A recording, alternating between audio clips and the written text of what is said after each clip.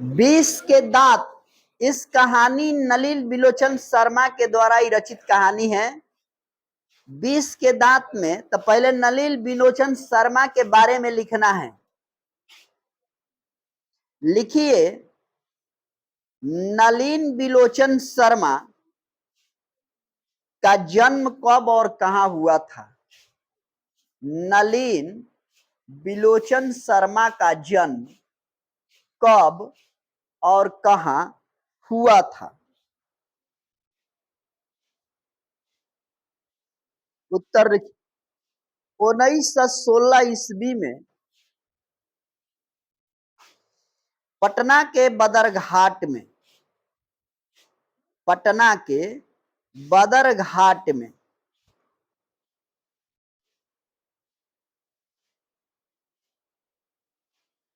प्रश्न आगे हैं।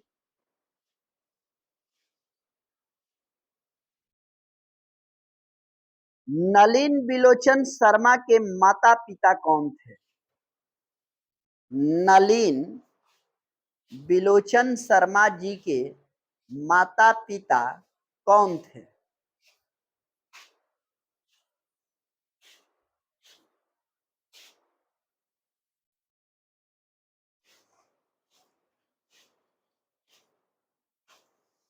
उत्तर लिखो। माता रत्नावती,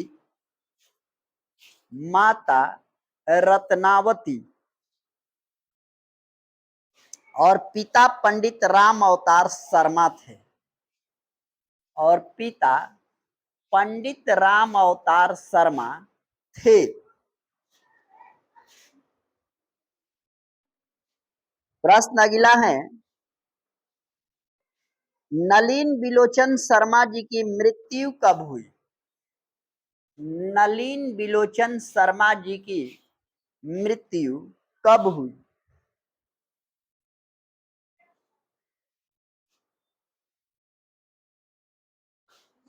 उत्तर होगा 1961 ईस्वी में। 1961 ईस्वी में। प्रश्न अगला लिखो। दृष्टिकोण, दृष्टिकोण, दृष्टिकोण कौमा देके साहित्य का इतिहास दर्शन, साहित्य का इतिहास दर्शन। फिर कौमा देके मानदंड, कौमा लगा के साहित्य तत्व और आलोचना, साहित्य तत्व और आलोचना। कौमा देके 20 के दांत, 20 के दांत, 20 के दांत। अब भाई 20 की तबिया में पढ़त तो हैसन लिखत 20 के दांत। कौमा देके 17 असंग्रहित पूर्वी छोटी कहानियां, 17 असंग्रहित पूर्व छोटी कहानियां में नकेल के प्रपद्य, नकेल के प्रपद्य,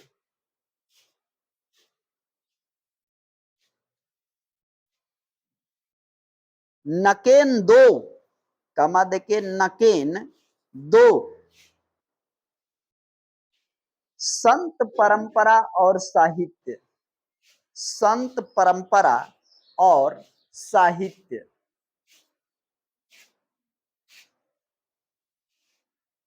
किसकी रचना है, किसकी रचना है।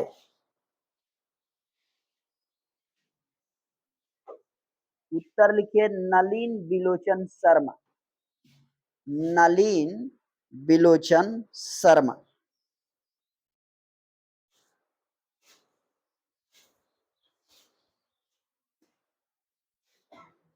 प्रश्न अगला है, विष के दांत किस संग्रह से लिया गया है? विष के दांत किस संग्रह से लिया गया है?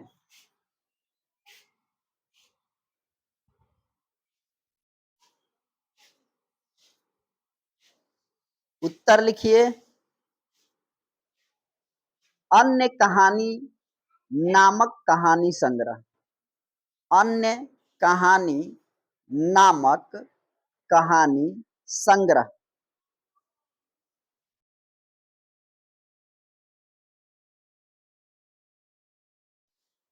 प्रश्न अगला, विष के दांत कहानी क्या दर्शाती है?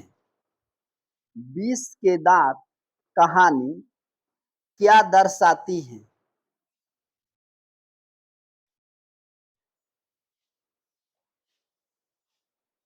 उत्तर होगा सामाजिक भेदभाव और लिंग भेदभाव। सामाजिक भेदभाव और लिंग भेदभाव।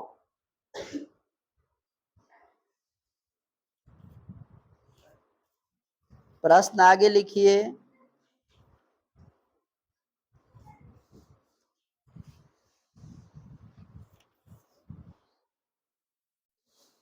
विष के दांत कहानी की, विष के दांत कहानी की शीर्षक की सार्थकता सिद्ध कीजिए। शीर्षक की सार्थकता सिद्ध कीजिए। शीर्षक की सार्थकता सिद्ध कीजिए।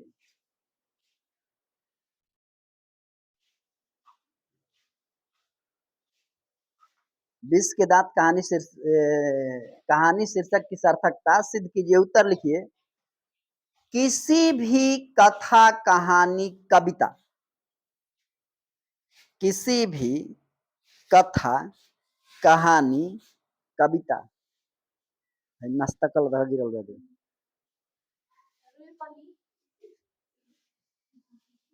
किसी भी कहानी कथा कविता की शीर्षक तभी सार्थक मानी जाती है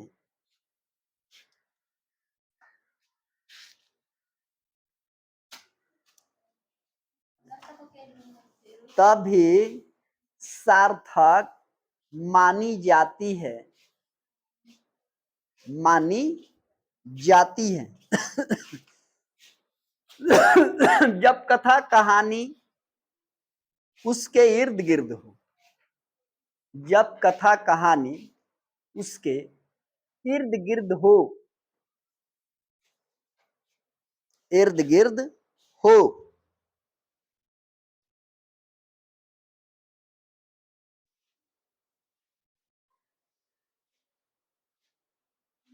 इस कहानी में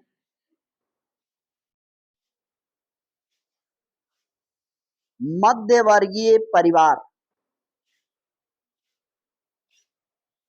मध्यवर्गीय परिवार के अंतर विरोध, के अंतर विरोध तथा लिंग भेदभाव, तथा लिंग भेदभाव को उजागर किया गया है।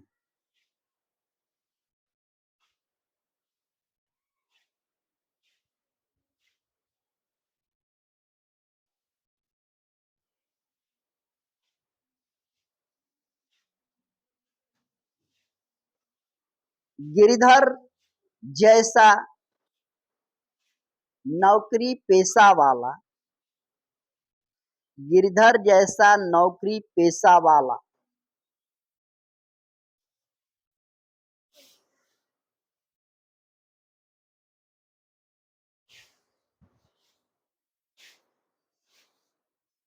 पर अनेक प्रकार के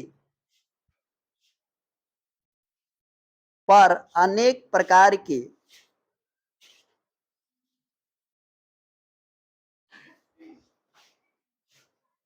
समस्याएं थोपी जाती हैं, समस्याएं थोपी जाती हैं।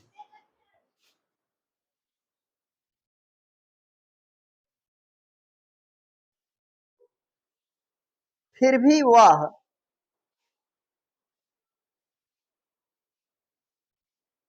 फिर भी वह संघर्षरत हैं,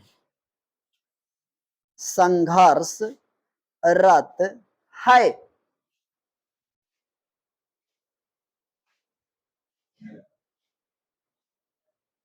दूसरी ओर दूसरी ओर नाउम्मीद की जगह पर उम्मीद,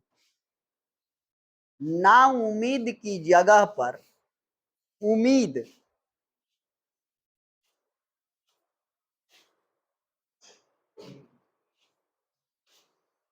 कासू का जन्म होता है।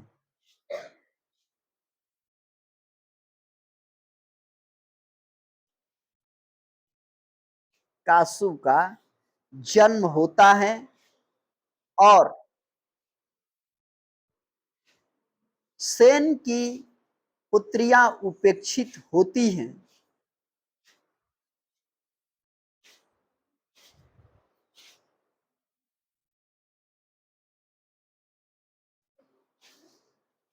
सेन की पुत्रियां उपेक्षित होती हैं।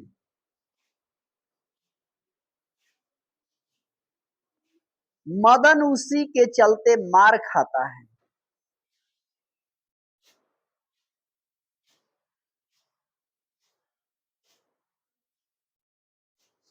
गिरधर को नौकरी से निकाल दिया जाता है।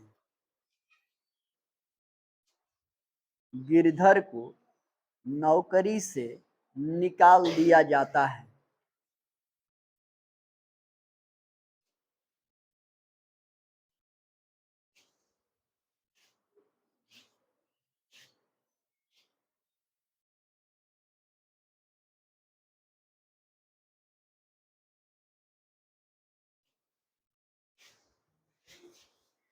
अतः इस कहानी का शीर्षक विष का दांत। अतः इस कहानी का शीर्षक विष का दांत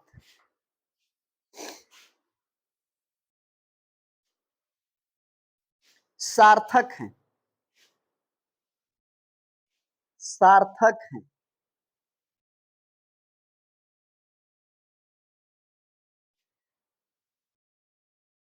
सारी घटना इस कहानी में सारी घटना इस कहानी में सिर्फ कासू के चलते होती है, कासू के चलते होती है, जो विष के दांत के समान है, जो विष के दांत के समान है।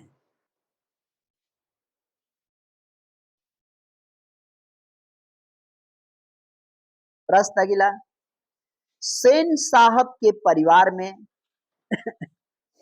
सेन साहब के परिवार में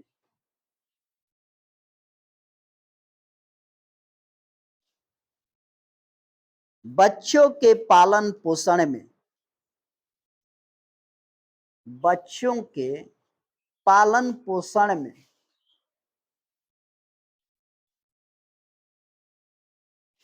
किए जा रहे लिंग आधारित भेदभाव, किए जा रहे लिंग आधारित भेदभाव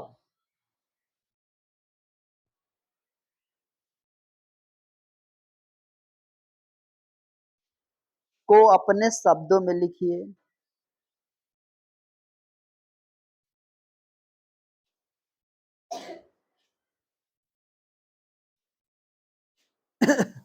उत्तर लिखिए।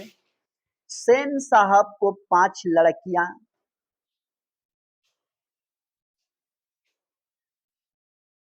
सेन साहब को 5 लड़कियां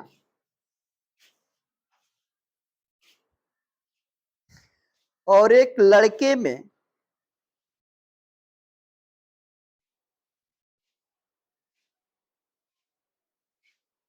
पढ़ने के लिए अलग अलग व्यवस्था थे।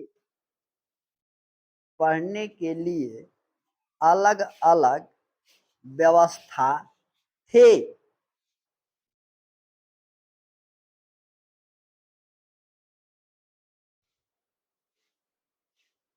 5 लड़कियों के लिए अलग नियम थे। 5 लड़कियों के लिए अलग नियम थे।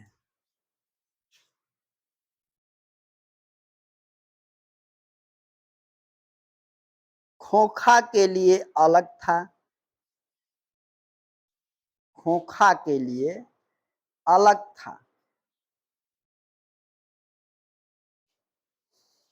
क्योंकि बुढ़ापे में नाउम्मीद की जगह उम्मीद, क्योंकि बुढ़ापे में नाउम्मीद की जगह उम्मीद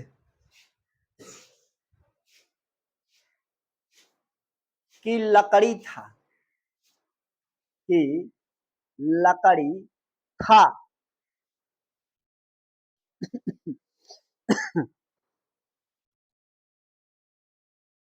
लड़कियों को खेलने कूदने हंसने,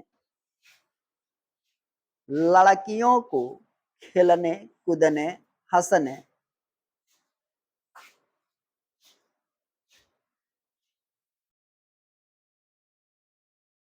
पर प्रतिबंध था। पर प्रतिबंध था।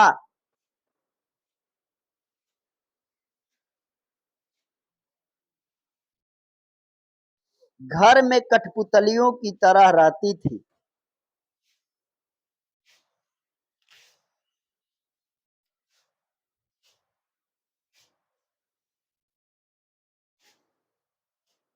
और कासू की हरकत बदमाशी पर, और कासू की हरकत बदमाशी पर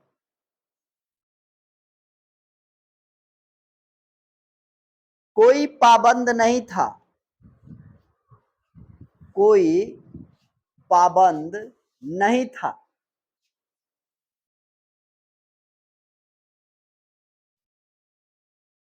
उसे तो इंजीनियर बनना है। उसे तो इंजीनियर बनना है। उसे तो इंजीनियर बनना है। इसलिए अभी से, इसलिए अभी से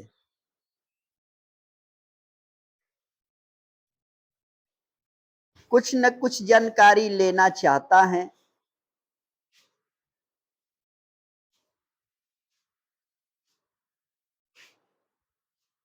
कुछ न कुछ जानकारी लेना चाहता है।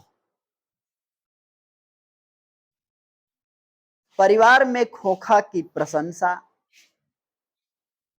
परिवार में खोखा की प्रशंसा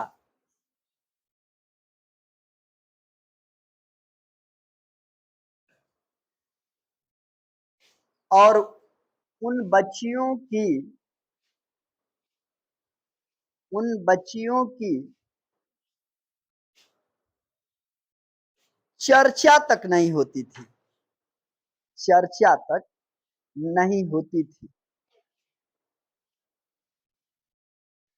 चर्चा तक नहीं होती थी। प्रश्न आगे हैं। खोखा किन मामलों में अपवाद था? खोखा किन मामलों में अपवाद था? खोखा किन मामलों में अपवाद था?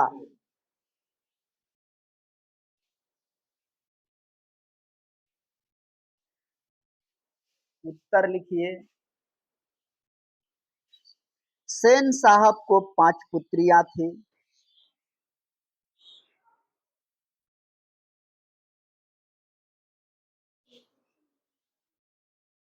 उनको पुत्र नसीब नहीं था, उनको पुत्र नसीब नहीं था। सेन साहब को 5 पुत्रियां थी, उनको पुत्र नसीब नहीं था। कहाँ लिखी है? फेयर में कौन उतार रही है? कहा लगेंगे मारने, ऐसा करेगी तैबे नहीं करेगा। उनको पुत्र नसीब नहीं था। बुढ़ापे में खोखा का जन्म हुआ, बुढ़ापे में खोखा का जन्म हुआ।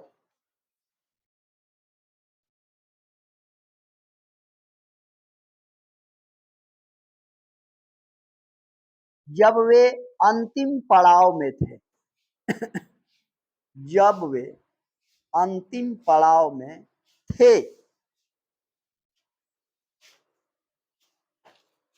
इसीलिए खोखा, इसीलिए खोखा जीवन के हर मामले में, जीवन के हर मामले में, जीवन के हर मामले में अपवाद था।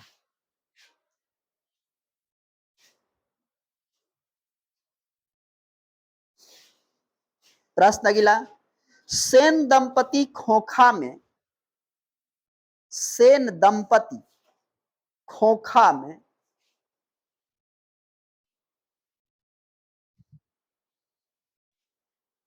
कैसी संभावनाएं देखते थे? कैसी संभावनाएं देखते थे? और उन संभावनाओं के लिए, और उन संभावनाओं के लिए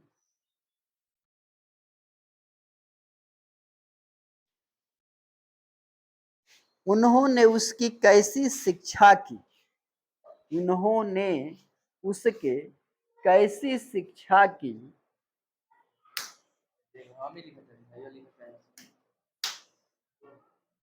मांग के सेनुर कर्मपटिये वाला काम कर रहा है सब ना। परीक्षा में इतना तेज कलम चलाएगा तो ऐसे नहीं अछरिया लिख देगा। अल्ले को उधर से गोल लटकैले चलिए, मार थप्पड़ से उठ जी। बोलो कैसी शिक्षा की व्यवस्था की थी? कैसी शिक्षा की व्यवस्था की थी? की थी। हर प्रश्न पर प्रश्नवाचक लगता है।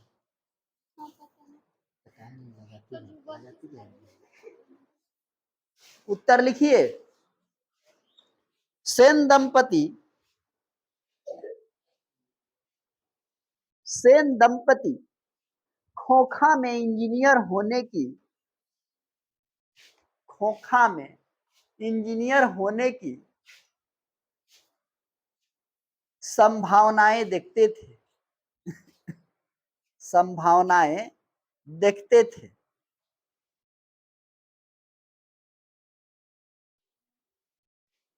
क्योंकि उनका बेटा था, क्योंकि उनका बेटा था, और दूसरे का बेटा मेटा था। क्योंकि उनका बेटा था, मेटा मत लिखना, क्योंकि उनका बेटा था। यानी वो लोग अपने अंदर सोच रहे थे कि हमारा बेटा है तो इंजीनियर बनिए के रहेगा, और दूसरे के बेटा में वो संभावना दिखती नहीं थी उन लोगों को। माने इतना गिर गए थे बच्चे के ख्याल में, क्योंकि उनका बेटा था। उसे इंजीनियर बनने, उसे इंजीनियर बनने की वैसी ही ट्रेनिंग दी जाती थी, कि वैसी ही ट्रेनिंग दी जाती थी, दी जाती थी।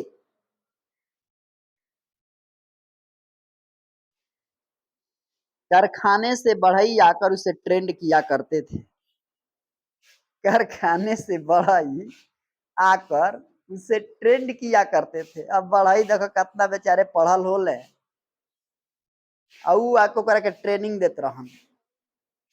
कारखाने से बढ़ई आकर उससे ट्रेनिंग चाहे ट्रेंड कर रहे थे, ताकि उसकी अंगुलियां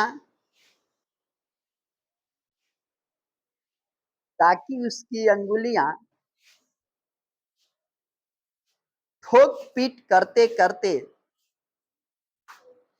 ठोक पीट करते करते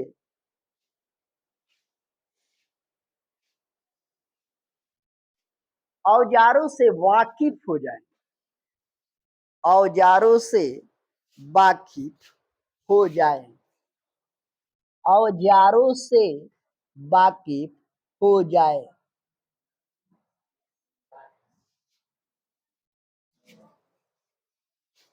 औजारों से वाकिफ हो जाए। अब बतलाओ तू सब कि ठोक पीट उसको बचपन से आप सिखा रहे हैं। कैसे माता पिता थे, कितना दिमाग वाला थे, बोका को धन हो गया था। सेन दंपति बोका थे। अरे बचपन से औजार पे ठोक पीट करेगा तो ठोके पीट न करना जानेगा। उठ के गाड़ी का वो आगे के हेडलाइट मार के फोड़ दिया ठोक के, उधर ठोक दिया चाका में, पीछे से ठोक दिया बॉडी में, तो उसकी गलती क्या है? जैसा सिखाए वैसा कर रहा है।